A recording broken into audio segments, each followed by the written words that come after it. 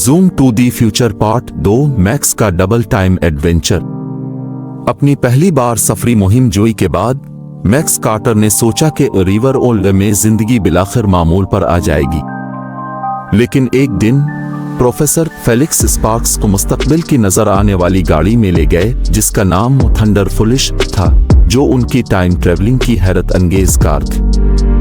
Professor ने अपनी आंखों में जंगली नजर डालते हुए कहा, मैक्स, हमारे पास एक बड़ा मसला है। मुस्तकबिल में मुसीबत है और हमें अब की मदद की जरूरत है। इससे पहले कि मैक्स कोई सवाल करता, प्रोफेसर ने इसे मुस्तकबिल के जूते का एक चमकदार जोड़ा दिया और कहा, हॉप इन।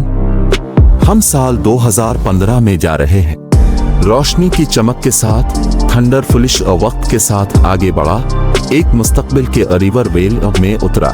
मैक्स को अपनी आंखों पर यकीन नहीं आया। स्केटबोर्ड्स की बजाय हूवरबोर्ड्स थे, कारें जो आसमान में उड़ती थीं और हर जगह दिव्यकल होलोग्राफिक बिलबोर्ड्स थे।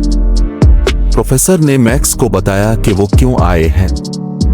मुस्तकबिल में अब का बेटा बड़ी मुसीबत में फंस जाएगा, हमें इसे रोकने की जरूरत है इससे पहले कि ऐसा हो।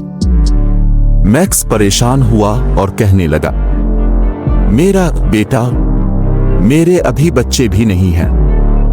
प्रोफेसर सिर्फ मुस्कुराया। वक्त मुज़क्का खेज तरीकों से काम करता है मैक्स को अपने बेटे मैक्स जूनियर को ब्राक नामी बदमाश की क़यादत में एक गैंग में शामिल होने से रोकने के लिए अपने मुस्तकबिल का बहाना करना पड़ा। कुछ तेज सोच और हूवरबोर्ड की थोड़ी मदद से मैक्स ने ब्राक के गैंग को रोकने और मुस्तकबिल को दोबारा पटरी पर लाने में कामयाब किया।